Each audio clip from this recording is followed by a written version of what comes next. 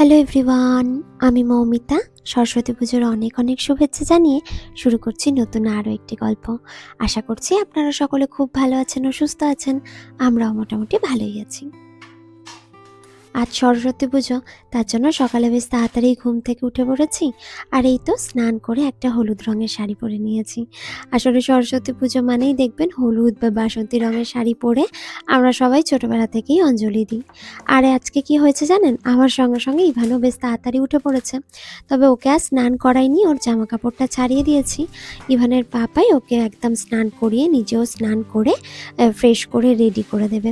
ওকেও একটা হলুদ রঙের পাঞ্জাবি পরতে বলেছি, আর ওর বাবাকেও বলেছে তুমিও আজকে পাঞ্জাবি পরো। তো ওই যে ওরা রেডি হয়ে যাবে, আর আমি এদিকে চলে এসেছি সকাল সকাল ঠাকুরের ভোগের খিচুড়িটা বানাবো বলে। একটু মুগের ডাল আর গোবিন্দভোগ চাল দুটোকে একসঙ্গে দিয়ে ফুলকপি টমেটো যেরকমভাবে ভোগের খিচুড়ি বানাই সেরকমভাবে সবজি দিয়েই বানাবো। আর তার সঙ্গে সঙ্গে কি বলুন তো, আজকে ঘরটাকে একটু মানে যেখানে ঠাকুরের জোগাড় করব সেখানে গরম জল দিয়ে মুছে দিয়েছি। এমনিতে ঘর বাড়ি পরিষ্কার করেই রাখি, কাঠের মেঝে যেহেতু একটু কমই মোছা হয়, ঝাড় দেওয়া বা সপ্তাহে একবার এরকম মুছি। তবে পুজোর দিন তো কালকে ভালো করে সমস্ত কিছু মুছে পরিষ্কার করে রেখেছিলাম। আজ আবার ভাবলাম সকালবেলা যেখানটা পুজোর সমস্ত প্রসাদ ভোগ সমস্ত কিছু রাখবো সেই জায়গাটা একটু আরেকবার মুছে দিই। তার জন্য ওই জায়গাটা একটু গরম জল দিয়ে মুছে দিয়েছি। আর এই তো আপনাদের সঙ্গে কথা বলতে বলতে ওদিকে সবজিগুলোও কাটা হয়ে গেছে। আর এখানে মুগের ডালটা একটু ভেজে নিচ্ছি হালকা করে, খুব বেশি ভাজবো না, তাহলে আবার কড়া হয়ে গেলে তখন দেখা যায় যে ডালটা সিদ্ধ হতে অনেকটা বেশি টাইম নেয়। মোটামুটি ওই মুগের ডাল ভাজার যে গন্ধটা আসে সেই গন্ধটা আসতেই নামিয়ে নিয়েছি। আর এখানে একটু জিরে শুকনো লঙ্কা এই সমস্ত কিছু ফোড়ন দিয়ে আমি এখানে বসিয়ে দেবো খিচুড়িটা। ছোটোবেলা থেকেই আমাদের বাড়িতে মা সকালবেলা একদম গরম জল করে আমাদের ডেকে দিত, এই উঠে পর গরম জল হয়ে গেছে। তাড়াতাড়ি ওই গরম জলে স্নান করে আবার যখন খুব ছোট ছিলাম মায়ের শাড়িটাকে দুভাজ করে মা পরিয়ে দিত। আমার পাশের পাড়াতে মানে আমার বাড়ির পাশেতেও একটা দিদি ছিল, সেও ওই ছোট ছিলাম তো সাজাতে ভালোবাসতো মায়ের শাড়ি বা কাকিমার শাড়ি জেঠিমার শাড়ি হলুদ রঙের যেগুলো থাকতো ভাঁজ করে দুভাজ করে, তখন তো হাইটে ছোট ছিলাম, সুন্দর করে পরিয়ে সাজিয়ে দিত। মাও বেশ পছন্দ করতো, জানেন তো মেয়ে ছিলাম তো তার জন্য মা সাজাতে খুব ভালোবাসতো। আমিও ছোটোবেলা থেকে সাজতে এমনিতে ভালোবাসি, বিশেষ করে এরকম শাড়ি পরে মায়েদের মতো সাজবো সেরকম খুব ইচ্ছা হতো। আর সরস্বতী পুজোটা ছোটোবেলায় দেখবেন যে একমাত্র দিন যেদিন মানে কেউ শাড়ি পরলে না বলে না, মারা তো বিশেষ করে। তো ওই দিনে বেশ মায়ের শাড়ি পরতে পেতাম, খুব মজা লাগতো। আর এই তো আজকে সরস্বতী পুজো বলে আমি শাড়ি পরেছি, আর ইভান বারবার আমাকে ঘুরে ঘুরে দেখছে, জানেন তো। আসলে এইভাবে তো খুব একটা দেখে না শাড়ি পরে সেজে গুজে, ওই কোনো পুজো পার্বণ থাকলে বা স্পেশাল কোনো অকেশান থাকলে তখনই শাড়ি পরা হয়। না হলে তো এখানে শীতের জন্য নর্মালি এমনি যে পোশাকগুলো হয় বাড়িতে পরা সেই রকমই পরে থাকি। তারপরে সোয়েটার টুপি পরেই অর্ধেকটা সময় কেটে যায়, তাই শাড়ি পরলেই ও খালি আমার দিকে ঘুরে ঘুরে দেখবে। আর এই তো এদিকে ইভানের পাপা ইভানকে স্নান করিয়ে দিয়েছে, আর ও স্নান করে নেবে। তারপর ওদেরকে বললাম তোমরা পাঞ্জাবি পরে রেডি হয়ে নাও, আর নিচে একটু ঠাকুরের জায়গাটা ডেকোরেশন করার আছে। ইভানের পাপাই যেহেতু ভালো ডেকোরেট করে তার জন্য এই দায়িত্বটা আমি ওকেই দিয়ে রাখি। গতকাল রাতে যে শিকলিগুলো বানিয়ে রেখেছিলাম সেগুলো দিয়ে একটু সুন্দর করে সাজিয়ে দেবে। আর আমি আগে ভাগে খিচুড়িটা বসিয়ে দিলাম, কারণ খিচুড়িটা হতে বেশ কিছুটা সময় লাগবে। আস্তে আস্তে ওই দিকটা হয়ে যাবে, আর এইদিকে আমি আলুর দম চাটনি এই সমস্ত যে রান্নাগুলো রয়েছে ভোগের সেগুলো করব। ইচ্ছা ছিল একটু ছ্যাঁচড়া করার জন্য, কারণ ভোগের খিচুড়িতে দেখবেন ছ্যাঁচড়া খেতে কিন্তু ভালো লাগে। তবে আবার বিকালবেলা যেহেতু গোটা রান্না করব তার জন্য আর ছ্যাঁচড়া করিনি, ওই আলুর দম আর চাটনি করে নিয়েছি। আর কি বলুন তো, আজকে কি করে জানি না ফোনের চার্জটা শেষ হয়ে গেছে, তার জন্য ওই আলুর দম চাটনি বানানোর কোনো ভিডিও করিনি। পরে ভাবলাম আলুর দম চাটনি আর দেখানোর মতো কি আছে, এগুলো তো মোটামুটি সবাই আমরা করতে জানি, তো ওটা অফ ক্যামেরাতেই করে নিয়েছি। আর একটা ফোনেতে ভিডিও করলে না এডিট করতে খুব সুবিধা হয়। দেখা যায় 2-3টে ফোনেতে যদি ভিডিও করি তাহলে কোয়ালিটিটাও এদিক ওদিক হয়ে যায়, তারপর একটা ফোন থেকে আরেকটা ফোনে নেওয়া অনেক মানে ঝামেলার ব্যাপার থাকে। তো অত কিছুতে আমি যাই না, শুধুমাত্র যে ফোনটাতে রেকর্ড করি বা এডিটিং করি সেই আমার ফোনটাতেই সমস্ত কিছু করি। আর এই তো গোটা রান্নার জন্য বেশ কিছু যে সবজি লাগবে সেগুলো গতকালই আমি ভালো করে এক জায়গায় করে রেখেছি যাতে ভুলে না যাই। আর কাল এই যে মিষ্টি সন্দেশ, মিষ্টি দই এগুলো বানিয়ে রেখেছিলাম। আর এখানে এই তো চাটনি করে নিয়েছি আর ৫ কড়াই ভিজিয়ে রেখেছি। আমরা নৈবেদ্য হিসাবে ৫ কড়াই ঠাকুরকে দিই। আর এখানে এই হাঁড়িটার মধ্যে রেখেছি হচ্ছে গোটা সেদ্ধর যে সমস্ত যে ডালগুলো লাগে না, বাদাম, ছোলা, মুগ কড়াই, মাস কড়াই, তো সব কিছু তো পাইনি এখানে। মোটামুটি যেগুলো মনে ছিল বা যেগুলো পেয়েছি সেগুলো রেখেছি। আর এটাকে ধুয়ে এক্ষুনি জলে ভিজিয়ে রাখবো। কেন বলুন তো? যদি ভুলে যাই তাহলে আবার বিকালবেলা একটা কেলেঙ্কারি ব্যাপার হবে। কারণ এই সমস্ত জিনিস তো সঙ্গে সঙ্গে ভিজে যায় না। আর গোটা রান্নাতে দিতে গেলে এগুলো একটু আগে থেকে সিদ্ধও করে নিতে হয়। কারণ এগুলো সিদ্ধ হতে বেশ অনেকটা টাইম লাগে, তুলনামূলকভাবে সবজির থেকে বেশিই লাগে। আর যে সমস্ত ফলগুলো দেব, যেহেতু সকালের দিকে পুজো হচ্ছে, জন্মাষ্টমীর সময় ফলগুলো কি করি গোটাই দিয়ে দিই। কারণ রাতের বেলা অত ফল খাওয়া হয় না। তো সরস্বতী পুজো বা অন্যান্য পুজোগুলো সকালের দিকে হয় বলে ফলগুলো মনে হয় একটু ঠাকুরকে কেটেই দিই। তাই আগের দিন থেকেই ভালো করে ধুয়ে পরিষ্কার করে রেখেছিলাম। আর সবথেকে ইম্পর্টেন্ট জিনিস হলো সরস্বতী পুজোয় কুল, তাই না? এবারে আমি কুল পেয়েছি। প্রত্যেক বছরই মোটামুটি কুল পাই। তবে ১ম বছর যখন এখানে এসেছিলাম তখন তো জানতাম না, বা আমাদের এখানে যে বাংলাদেশি বা ইন্ডিয়ান স্টোরগুলো আছে অত বেশি চিনতামও না। তার জন্য ১ম বছর ঠাকুরকে কুল দিতে পারিনি। আর এই কুল নিয়ে কত মন্তব্য আছে বলুন। যখন স্কুলে পড়তাম বা কলেজে পড়তাম ভয়ে কুলই খেতাম না। যদি পরীক্ষায় ফেল হয়ে যাই, সরস্বতী পুজো হয়ে গেলে তবেই কুল খেতাম। যাই হোক, দেখুন এই তো মোটামুটি এদিকে পুজোর জোগাড় শুরু করে দিয়েছি। আর ওদিকে ইভানের পাপাও সমস্ত কিছু একদম মানে সুন্দর করে সাজিয়ে দিয়েছে, দেখতে বেশ ভালো লাগছে। আর এখানে যে সমস্ত ফলগুলো এনেছিলাম সেগুলো সুন্দর করে কেটে নিচ্ছি। ছোটোবেলায় এই পুজো জোগাড় করতে সরস্বতী পুজোতে কী ভালো লাগতো, বিশেষ করে যখন ওই ক্লাস 9, 10, 11, 12-এ পড়ি। যখন স্কুলে মানে আমরা দিদি হয়ে গেছিলাম, দিদিদের পালা শেষ।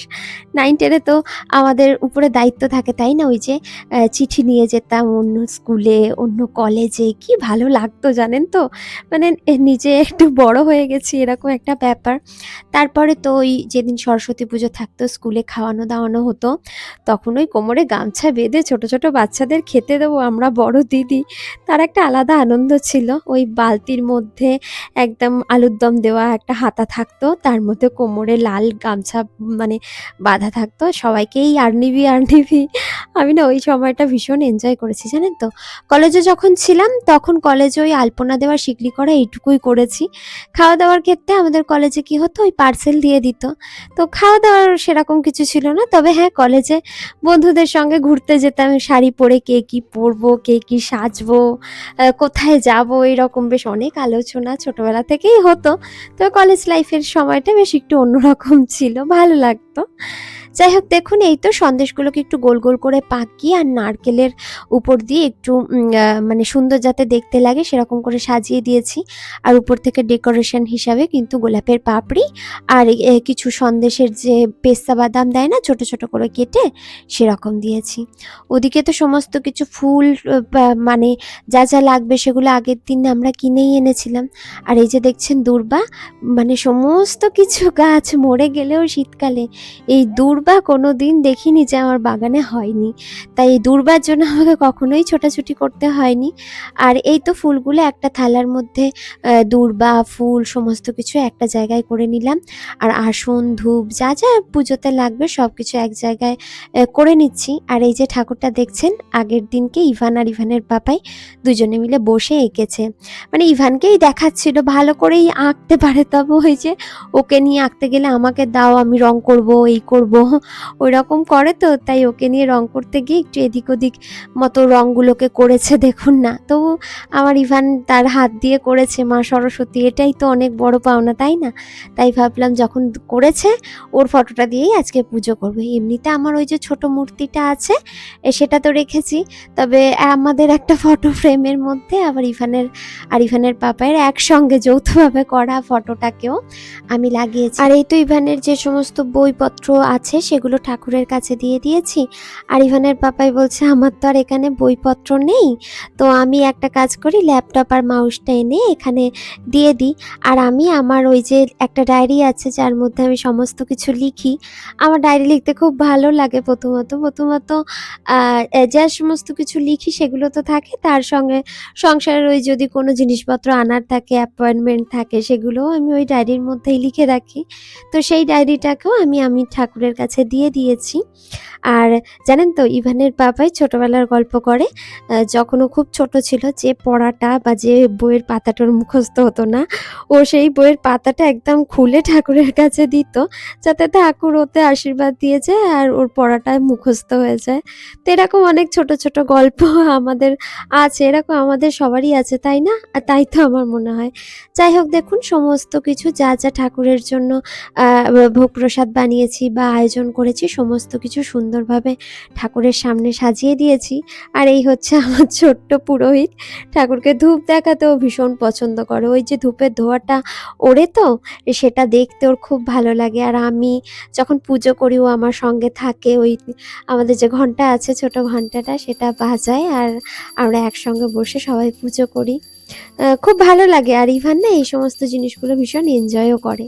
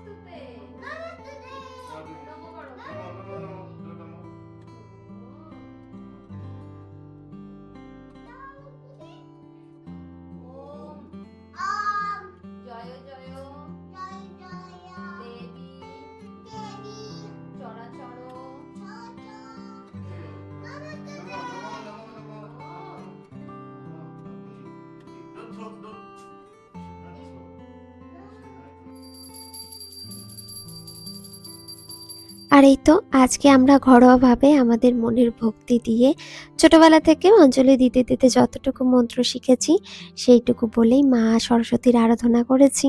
ভগবানের কাছে একটাই চাহিদা, তুমিও ভালো থেকো, আমাদের সকলকে ভালো রেখো, আমাদের সকলকে বিদ্যা বুদ্ধি সমস্ত কিছুর আধারই করো।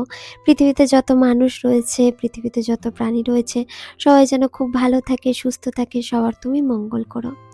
যাই হোক, চলুন, এই তো আমাদের আজকে ঘরোয়াভাবে পুজো। আপনাদের কেমন লাগলো অবশ্যই আমাকে কমেন্ট করে জানাবেন। ভালো লাগলে ভিডিওটিতে একটা লাইক করে দেবেন। আমার মা বলতো, ভগবান কিন্তু তুমি কি ভালো দিলে, কি সুন্দর দিলে, কতটা দামি দিলে, এই সমস্ত কিছুই দেখেন না। উনি দেখেন তুমি কতটা মনের ভক্তি দিয়ে, কতটা ভালোবেসে পুজো করছো, কতটা সম্মান করছো, বা সমস্ত বাড়িতে যারা রয়েছে তাদেরকে তুমি কতটা ভালোবাসছো, এই সমস্তরই পরীক্ষা ভগবান নেন। ভগবান টাকা পয়সা বা দামি জিনিস, খারাপ জিনিস, এই সমস্ত কিছু দিয়ে কিন্তু বিচার করেন না। তিনি চান যে আমাকে সুন্দরভাবে সাজিয়ে গুছিয়ে মনের ভক্তি দিয়ে পুজো করবে। আর ৫-১০ মিনিটের জন্য ঠাকুরকে একটু ছেড়ে দিয়েছিলাম। মা বলে ঠাকুরের ঘরে প্রসাদ রেখে একটু ঠাকুরকে একলা ছেড়ে দিতে হয়, যাতে ঠাকুর তার মধ্যে আশীর্বাদ দিয়ে আমাদের প্রসাদ বানিয়ে দিতে পারে। তো ওই তো প্রসাদ যা যা দিয়েছিলাম সব একটা থালায় সবাই মিলে নিয়ে অল্প একটু খাওয়া দাওয়া করে নিচ্ছি।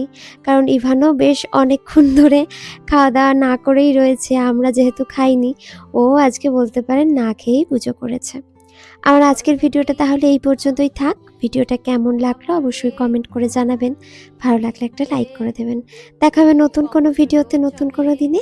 আপনারা সবাই আপনাদের পরিবারের সকলকে নিয়ে খুব ভালো থাকবেন, সুস্থ থাকবেন। দেখা হচ্ছে খুব শীঘ্রই। বিদ্যাং দেহি নমস্তুতে।